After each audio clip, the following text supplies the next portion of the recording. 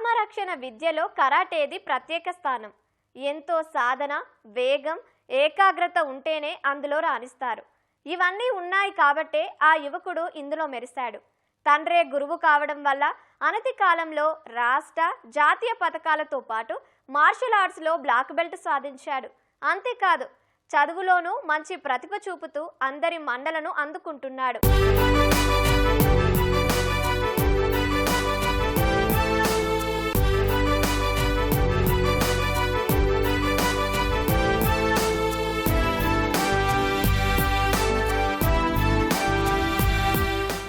కరాటేలో సాధన చేస్తున్న ఈ యువకుడి పేరు మహమ్మద్ ఆదిల్. విజయవాడ పీబీ సిద్ధార్థ కళాశాలలో ఇంటర్ మొదటి సంవత్సరం చదువుతున్నాడు. తండ్రే గురువు కావడంతో 9వ ఏట నుంచే మార్షల్ ఆర్ట్స్లో రాణిస్తున్నాడు.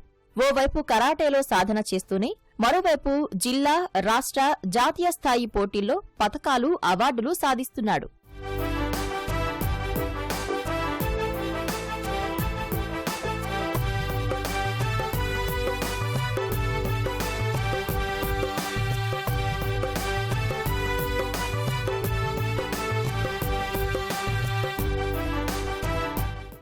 చిన్నతనంలోనే కరాటేపై ఆసక్తి పెంచుకున్నాడు ఆదిల్. తల్లిదండ్రుల ప్రోత్సాహంతో తోటి విద్యార్థులతో కలిసి కరాటేలో శిక్షణ తీసుకుంటున్నాడు. ఇప్పటికే బ్లాక్ బెల్ట్ సాధించాడు. దీనికి ముందు white, yellow, orange, green, blue, purple colour బెల్టులతో పాటు బ్రౌన్లో 3 విభాగాల్లో సత్తా చాటాడు. కరాటేతో ఆత్మరక్షణ, ఆత్మవిశ్వాసమే కాకుండా చదువులోనూ ఏకాగ్రత పెరుగుతుందని చెబుతున్నాడీ కుర్రాడు. ఓవైపు కరాటేలో శిక్షణ, మరోవైపు చదువుకు సమయాన్ని కేటాయిస్తూ 2 రంగాల్లోనూ రాణిస్తూ అందరి మన్ననలు పొందుతున్నాడు.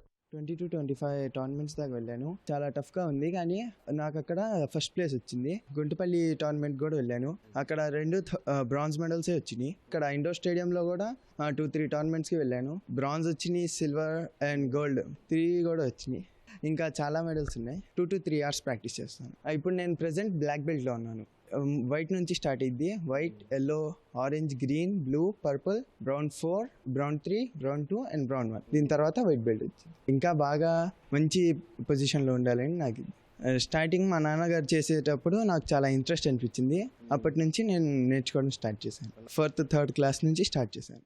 2019లో వరంగల్లో జరిగిన జాతీయ స్థాయి పోటీల్లో కటా విభాగంలో మొదటి స్థానం సాధించాడు యువకుడు. అదే ఏడాది మంగళగిరిలో జరిగిన పోటీల్లో 2వ స్థానం, 2020లో 3వ స్థానం దక్కించుకున్నాడు. 2022లో జరిగిన అంతర్జాతీయ స్థాయి పోటీల్లో 2వ స్థానం, 2023లో కర్ణాటకలో జరిగిన జాతీయ పోటీల్లో 3వ స్థానాన్ని కైవసం చేసుకున్నాడు. 2024లో కరాటే కుమిటే విభాగంలో స్వర్ణంతో పాటు గుంటుపల్లిలో కాంస్యం గెలుచుకున్నాడు.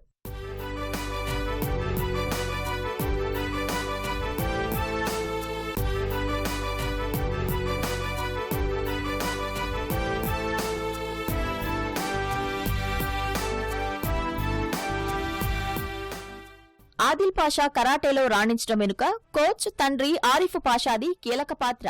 గంటల తరబడి శిక్షణ ఇస్తూ చిన్నప్పటి నుంచి మెరుపుతీగా తీర్చిదిద్దాడు. ఆర్థిక పరిస్థితులు అంతంత మాత్రంగానే ఉన్నా ఎక్కడ పోటీలు జరిగినా పతకాలు తీసుకురావాల్సిందే అన్నట్లుగా తర్ఫీదు ఇచ్చాడు. కుమారుడు భవిష్యత్తులో మరిన్ని విజయాలు సాధించేలా కృషి చేస్తానని చెబుతున్నాడు. నేషనల్, ఇంటర్నేషనల్ కూడా వెళ్ళి అంత స్థాయిలో ప్రాక్టీస్ చేయించాను. అలాగే పిల్లడు కూడా ప్రాక్టీస్ చేస్తున్నాడు నాతో పాటే. ఫస్ట్ వైట్ ఉండేది, yellow, orange, green, blue, purple, brown 4, brown 3, brown 1, brown 1, black belt.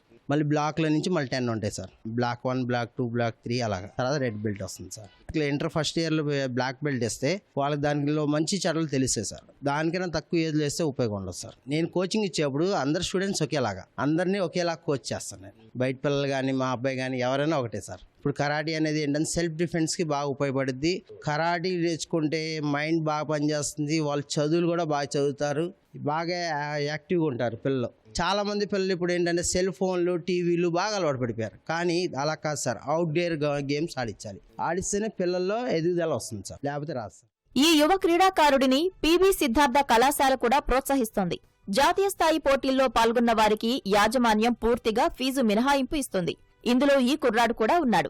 భవిష్యత్తులో ఆదిల్ పాషా మరిన్ని విజయాలు సాధిస్తాడని ప్రిన్సిపల్ వెంకటేశ్వర్లు తెలిపారు. స్కూల్ లెవెల్ దగ్గర నుంచి కూడా అతనికి మంచి ప్రావీణ్యం ఉంది. చదువులో కూడా అతను బాగానే అతను రాణిస్తున్నాడు. దాంతోపాటు ఇక్కడ ఉన్నటువంటి దీంట్లో కూడా ఈ గేమ్లో కూడా స్కూల్ లెవెల్ నుంచి ఉంది కాబట్టి అలవాగ్గా దాన్ని అది సాధిస్తున్నాడు. ఇంకా ఉన్నత శిఖరాలకు వెళ్ళి అతను ఇంకా మంచి దీంట్లో స్థానాన్ని రావాలని మేము కోరుకుంటున్నాం. ఎవరైతే స్పోర్ట్స్లో అత్యున్నతమైనటువంటి శిఖరాల్లో అంటే నేషనల్ గేమ్స్ గనక సెలెక్ట్ అయినటువంటి వాళ్ళందరికీ కూడా యాజమాన్యం ప్రోత్సాహకంగా వాళ్ళ యొక్క ఫీజు రియంబర్స్మెంట్ మొత్తాన్ని కూడా వాళ్ళకి అందించడం జరుగుతుంది.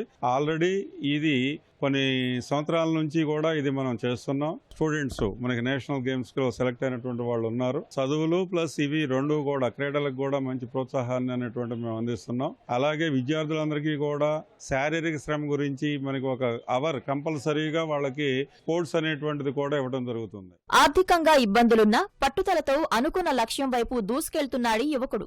భవిష్యత్తులో అంతర్జాతీయ స్థాయిలో మరిన్ని విజయాలు సాధించడమే తన లక్ష్యమంటున్నాడు ఆదిల్ పాషా.